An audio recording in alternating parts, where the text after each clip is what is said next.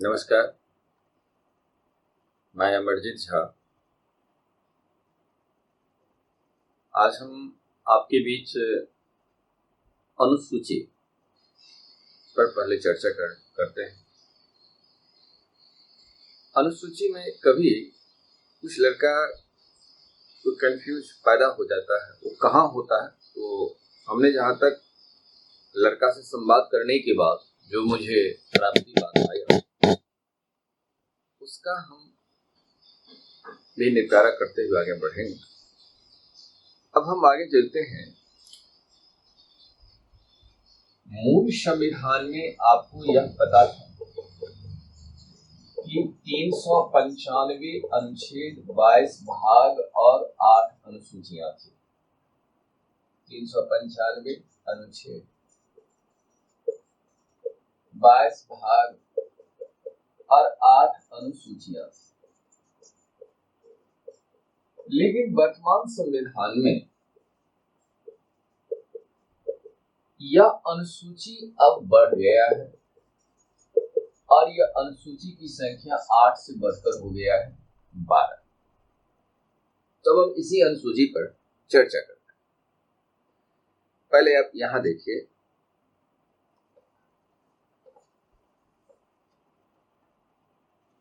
अनुसूची number schedule, इसको English में कहते हैं।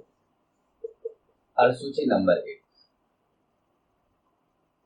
संघ राज्य क्षेत्र का वर्णन किया गया है।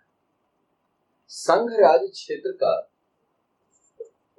संघ राज्य क्षेत्र, संघ राज्य क्षेत्र में राज्य आज हमारे भारत में 28 और केंद्र शासित प्रदेश जिसकी संख्या अभी हमारे भारत में अब 8 हो गई। तो इसका वर्णन है, भारत क्या है, तो इन सभी का सम्मिलन है, जिसको भारतीय संविधान के भाग 1 में संघ राज्य क्षेत्र के रूप में वर्णन है और 1 से 4 तक उसके आर्टिकल के रूप में उसकी व्याख्या की गई। तो संघ राज्य क्षेत्र के रूप में या भारतीय राज्य क्षेत्र को प्रख्यापित किया गया है। अब यहां देखिए, अनुसूची नंबर 2, अनुसूची नंबर 2 वेतन तथा भत्ता का विवरण, भत्ता का विवरण। जितने भी देश में संवैधानिक पदों पर निर्वहन कर रहे हैं उन सभी का वेतन भत्ता का निर्धारण इसमें किया गया। अब राष्ट्रपति, राज्यसभा के उपसभापति, ध्यान रखिएगा इस अनुसूची में उपराष्ट्रपति शब्द जिक्र नहीं, क्योंकि उपराष्ट्रपति का निर्वाचन तो उपराष्ट्रपति के रूप में होता है, लेकिन उसकी कार्यप्रणाली राज्यसभा के सभापति के रूप में होता है। तो राज्यसभा के सभापति की हैसियत से इन्हें वेतन दिया जाता है। यह क्वेश्चन पूछा भी गया है। तो राज्यसभा के सभापति, उपसभापति, लोकसभा अध्यक्ष, लोकसभा के उपाध्यक्ष, नियंत्रक महालेखा परीक्षक, सर्वोच्च न्यायालय तथा उच्च न्यायालय के मुख्य न्यायाधीश, अतिरिक्त न्यायाधीश, कंट्रोलर एंड ऑडिटर जनरल, नियंत्रक महालेखा परीक्षक, इन सभी पदाधिकारियों का वेतन यानी विभिन्न राज्यों के राज्यपाल का भी वेतन भत्ता दिए जाते हैं। तो 2 में आ गया वेतन तथा भत्ता। अनुसूची नंबर 3, इसमें आता है शपथ संबंधी प्रावधान। अब जितने भी संवैधानिक पदों पर निर्वाचित व्यक्ति होंगे वे शपथ लेते हैं। अब सुप्रीम कोर्ट के justice, chief justice, high court chief justice, other justice, जितने भी पदाधिकारी हैं, राज्यपाल हैं, सभी को शपथ लेना पड़ता है। बिना शपथ का इन्हें संवैधानिक पदों का निर्वहन नहीं हो सकता है। एक बात मैं यहाँ कहना चाहूंगा, यहाँ एक क्वेश्चन का रूप रेखा गया कि राष्ट्रपति का शपथ इसमें जिक्र है कि नहीं। तो राष्ट्रपति को भारतीय संविधान के अनुच्छेद 60 के तहत शपथ लेने की प्रक्रिया है और राष्ट्रपति पद पर जब वो निर्वाचित हो जाते हैं तो देश के वो राष्ट्राध्यक्ष कहलाते हैं। तो यहाँ पर अनुच्छेद 60 में उनकी वर्णन आई है। निम्नलिखित में से किसका जिक्र नहीं है? हालांकि शपथ तो सबको लेना होता है, लेकिन यदि ऐसा विकल्प आ जाए एक में से छांटना है तो राष्ट्रपति शब्द को यहाँ पर जिक्र कर दें। हालांकि सभी का शपथ का संवैधानिक पद में जिक्र है, लेकिन संविधान पूरा अधिकार राष्ट्रपति को ही समर्पित किया है कि वो देश का अभिभावक है, तो वहां पर कंसीडर करना है, जबकि राष्ट्रपति को भी शपथ लेना पड़ेगा। यह संविधान का शेड्यूल है, इसको आपको पालन करना होगा। आगे शेड्यूल नंबर 3, जहां पर इनको शपथ संबंधी वर्णन। शेड्यूल नंबर 4, जहां राज्यसभा सदस्य जो होते हैं वो सभी राज्य से भारत में आते हैं। जनसंख्या के आधार पर राज्यसभा सदस्यों का निर्धारण किया गया है। वैसे भारत में सभी सदन का सदस्यों का निर्धारण आबादी के आधार पर ही किया गया है। तो राज्यसभा सदस्यों का किस राज्य से कितना जाएंगे यह निर्धारण किया गया है, राज्यसभा सदस्यों का निर्धारण किया गया है शेड्यूल नंबर 4 के तहत। शेड्यूल नंबर 5 कहता है कि SC ST यानी अनुसूचित जाति, अनुसूचित जनजाति यानी schedule caste and schedule tribe के प्रशासन विषयक प्रावधान, प्रशासन इसे विशेष सहायता करती है, संरक्षण प्रदान करती है, तो प्रशासन विषयक प्रावधान है। लेकिन शेड्यूल नंबर 6 के भीतर में ऐसा आता है कि ST शब्द का जिक्र ध्यान रखना है, और वो फिर खासकर कुछ विशेष राज्यों में, जैसे असम, मेघालय, मिजोरम, त्रिपुरा, ये पूर्वोत्तर भारत के 4 राज्य इसमें शामिल हैं। असम, मेघालय, मिजोरम, त्रिपुरा, ये 4 राज्य के लिए विशेष रूप से प्रशासन उसे संरक्षण प्रदान करते हैं। 5 में संपूर्ण भारत के लिए, 6 में विशेष राज्य के लिए। इन राज्यों पहले 6 को देखें, फिर में इसको हटाते हैं। लेकिन इस चीज को आप, जैसे कभी कभी हो जाता है, लड़का जो कभी फोन करता है कि सर इसमें ये गड़बड़ कर दी परीक्षा में, ये कभी गड़बड़ कर दे, तो आप निराकरण करिए। सबसे पहले देखिए भारत के बारे में पढ़ते हैं, भारत के राज्य क्षेत्र का वर्णन है, अनुसूची 1। 2 में है दो क्या दो, पैसा दो यानी वेतन भत्ता, पैसा की मामला, तो दो मतलब पैसा दो। 3 शब्द से शपथ है ओथ, अनुसूची 3 में शपथ। सभा सोसाइटी ये राज्यसभा, ये राज्यों की सभा। और ये पिछड़ा वर्ग 5 और 6। 5 में संपूर्ण भारत के SC ST का प्रशासन विषयक प्रावधान है, और 6 में विशेष राज्य जिसमें असम, मेघालय, मिजोरम और त्रिपुरा पूर्वोत्तर भारत के राज्यों के साथ है। तो ये कॉमन फैक्टर को ध्यान में तुलना करते रहिएगा। दिमाग में जब तुलना करते रहेगा तो भूलिएगा नहीं, रटिएगा तो भूलिएगा। रटने के बाद आप उसको तुलना तो वैसे भी कर सकते हैं, तुलना तो करना पड़ेगा। यहाँ 1 में भारत राज्य, 2 में वेतन भत्ता 2,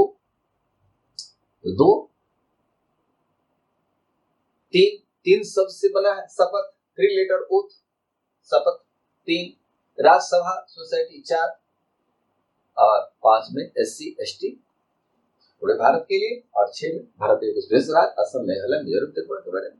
तो ये आसानी से हो सकता है, और लगता है कि अब आप लोग समझ गए होंगे। अब 6 के बाद हम आगे चलते हैं।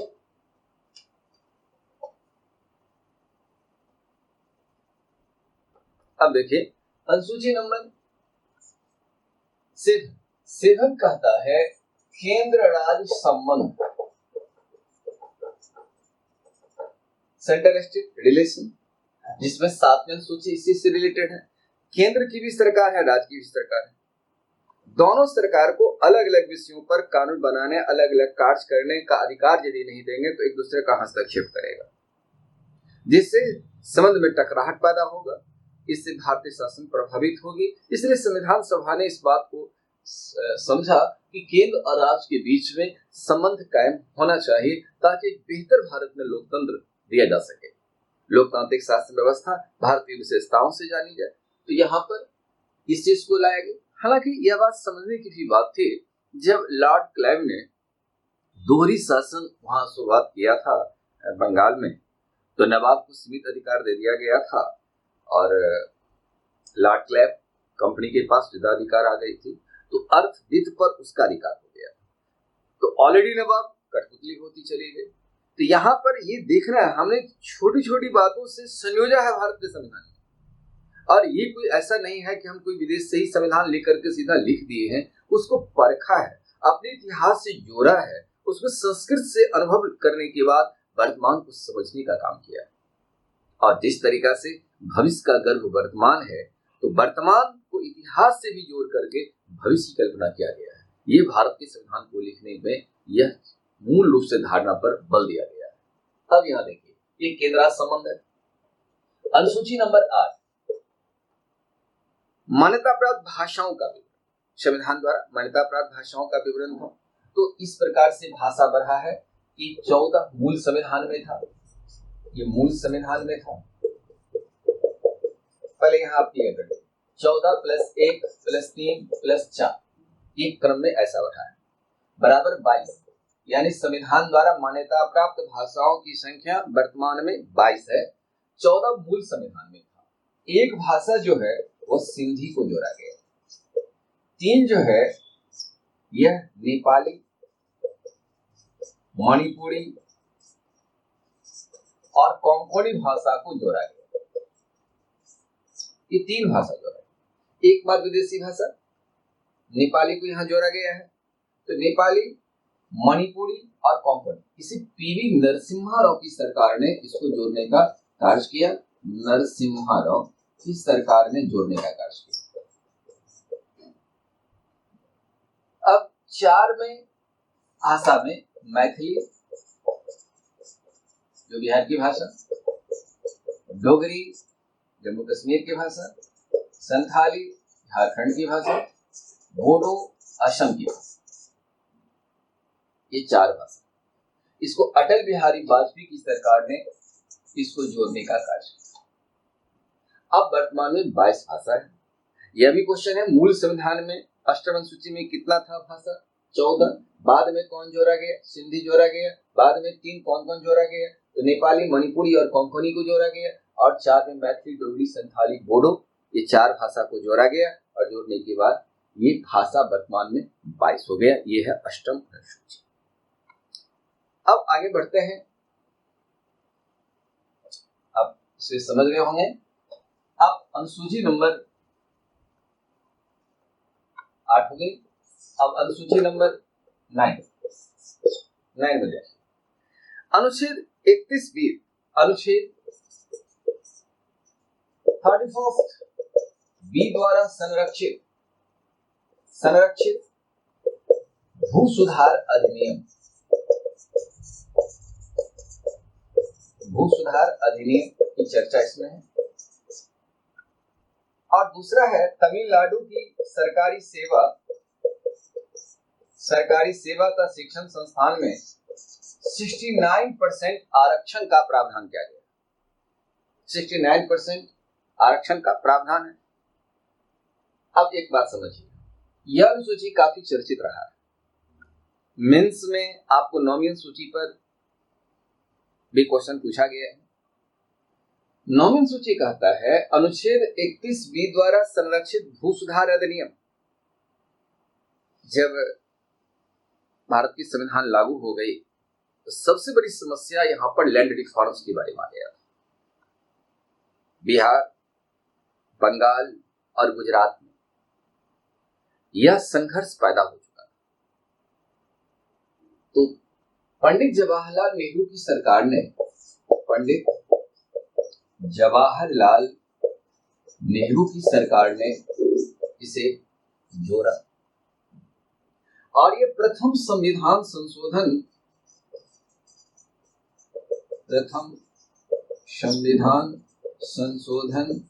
1951 के तहत इसे जोड़ा गया। संविधान जब बन गया तो संविधान सभा को कहा गया कि जब तक नया जनादेश नहीं, नवीन जनादेश होकर के नहीं आएगी, तब तक आप मेंबर ऑफ पार्लियामेंट के हैसियत से काम करते रहे। तो मेंबर ऑफ पार्लियामेंट के हैसियत से काम किया गया। तो पहला संविधान संशोधन अंतरिम संसद के द्वारा ही हुआ है और पीवी नरसिम्हा राव के, पंडित जवाहरलाल नेहरू की सरकार के द्वारा हुआ है। 9वीं अनुसूची का स्वरूप अन्य अनुसूची से अलग है, क्योंकि यह अनुसूची संसद को विशेष अधिकार देता है और न्यायपालिका के अधिकार को कम कर दिया है, क्योंकि इसमें जिस विषय वस्तु को जोड़ा जाएगा उससे न्यायपालिका हस्तक्षेप नहीं करेगी। संसद की जब आप क्वेश्चन लिखते हैं, संसद हमारे संप्रभु है या सुपरनेसी पावर रखती है, तो आपके नॉमिनल सूची का भी मुद्दा को उसमें जोड़कर संसद से जोड़ सकते हैं। न्यायपालिका के अधिकार को यहाँ कम कर दिया गया है। ये नॉमिनल सूची है। नॉमिनल सूची में तमिलनाडु की सरकारी सेवा और शिक्षण संस्थान में 69% आरक्षण का प्रावधान किया गया, जबकि सुप्रीम कोर्ट ने बालाजी राव के मामला में जजमेंट दिए हैं कि 50% से अधिक आरक्षण नहीं होना चाहिए। आपने 69% आरक्षण दे दिया और इसे नॉमिनल सूची में रख दिया। पीवी नरसिम्हा राव की सरकार और जयललिता जी के बीच में यह राजनीतिक साठगांठ हुई और जयललिता जी के कहने पर पीवी नरसिम्हा राव की सरकार ने इसको जोड़ दिया। कारण तमिलनाडु में 39 लोकसभा क्षेत्र, उन्हें लगा कि यदि यहाँ पर हमारी राजनीतिक सूत्रपात बढ़ती है तो हम अपनी बहुमत पे रहेंगे। गठबंधन की राजनीति की सिलसिला उस समय का आधार बन चुका था, इसलिए यहाँ पर 69% का आरक्षण है और यह आरक्षण मूलतः राजनीतिक आधार से ली गई। मैंने आरक्षण पर आपको वीडियो जारी भी किया है, जिसमें देखिए राजनीति को मैंने आरक्षण के बारे में बताया है। तात्कालिक सरकार को लगा है कि जब मेरी नैया कहीं डूब न जाए, नैया को किनारे लगाना है, तो आरक्षण के मुद्दा पर चर्चा कर दो, जाति के मुद्दा पर चर्चा कर दो। तो देश की रही है राजनीतिकरण। आगे चलिए, तो तमिलनाडु की सरकारी सेवा शिक्षण संस्थान में 69% आरक्षण का प्रावधान किया गया। अब है, इसको हटाना पड़ेगा। अब शेड्यूल नंबर 10,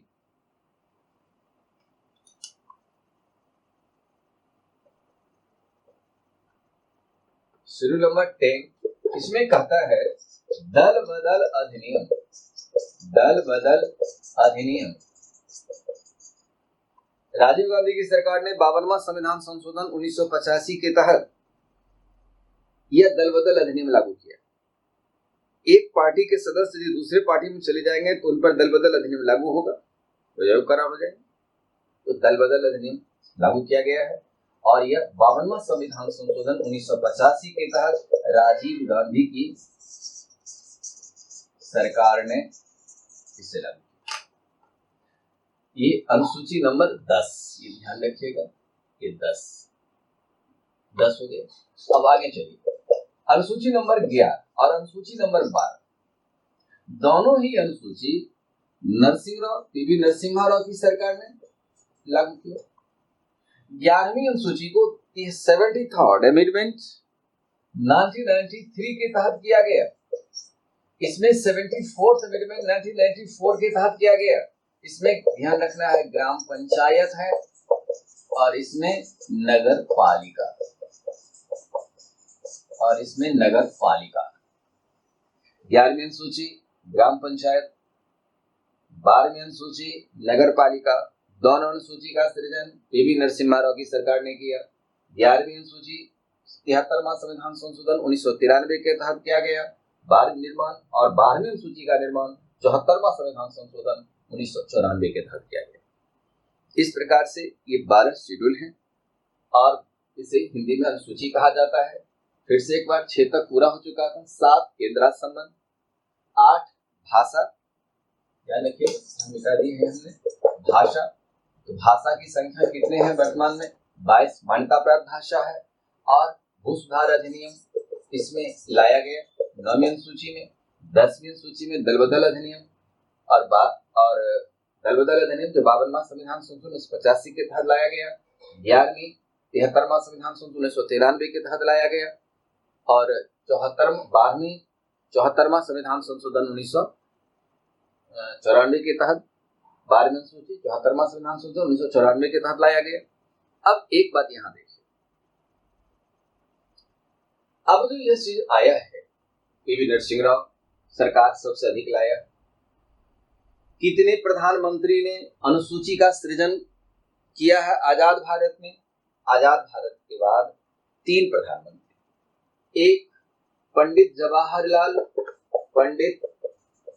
जवाहरलाल नेहरू जो कि 9वीं अनुसूची का सृजन किया, दूसरा राजीव गांधी, तीसरा पीवी नरसिम्हा राव। ये 3 किए हैं। सबसे अधिक अनुसूची का निर्माण किसने किया? नरसिंह राव की सरकार ने किया। इस प्रकार से 3 सरकार ने लाया, कुल 4 अनुसूची बढ़ा, ये 12 अनुसूची। नवम अनुसूची में एक बात देखिए, इन सब से अलग अनुसूची कौन सा है? तो नौवीं अनुसूची है। नौवीं अनुसूची में संसद के अधिकार कार्य को जरा विस्तार किया गया है। अब नौवीं अनुसूची में इसको तो नहीं, हमें हटाना पड़ेगा। अब यहां देखिए, नौवीं अनुसूची के भीतर में कुल 285 कानून है। इसमें से 17 कानून पर सुप्रीम कोर्ट ने कहा इसमें कोई हस्तक्षेप नहीं करूंगा, क्योंकि केशवानंद भारती बनाम केलाडाच 1973 24 अप्रैल 1973 को जजमेंट आया।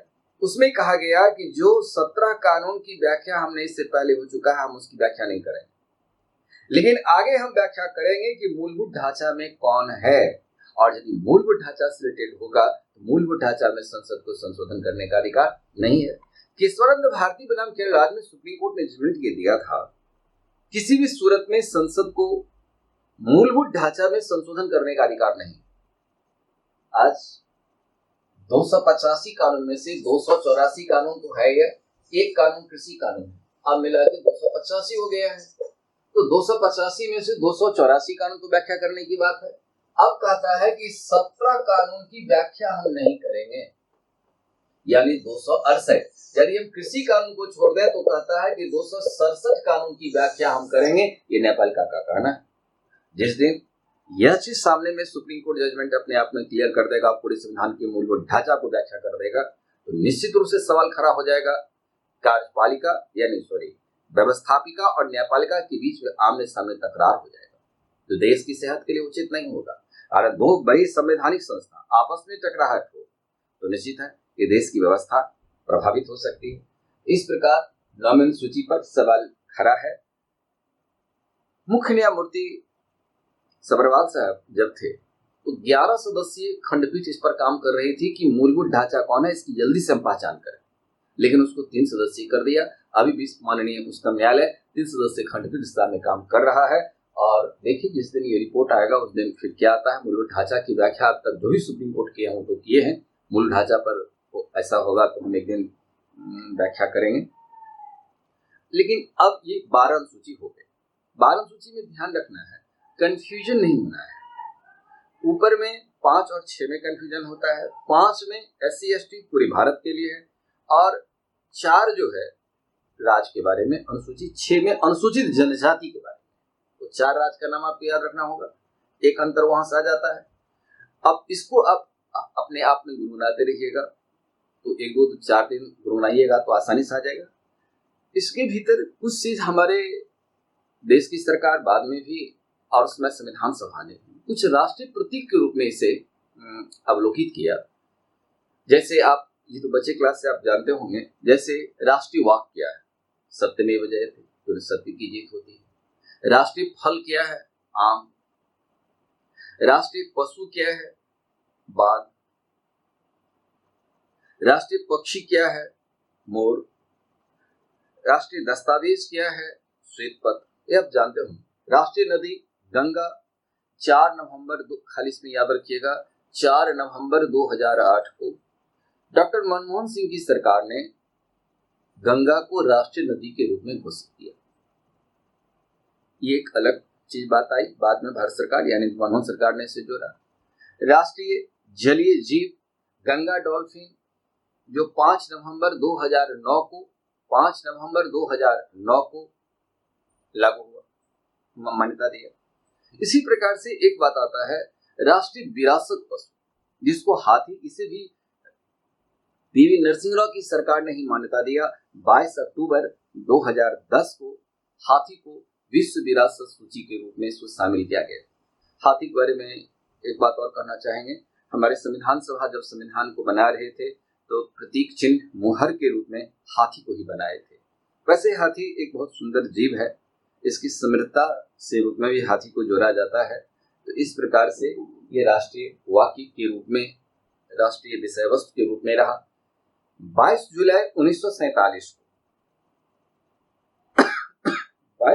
1947 को संविधान सभा ने राष्ट्रीय ध्वज तिरंगा को अपनाया।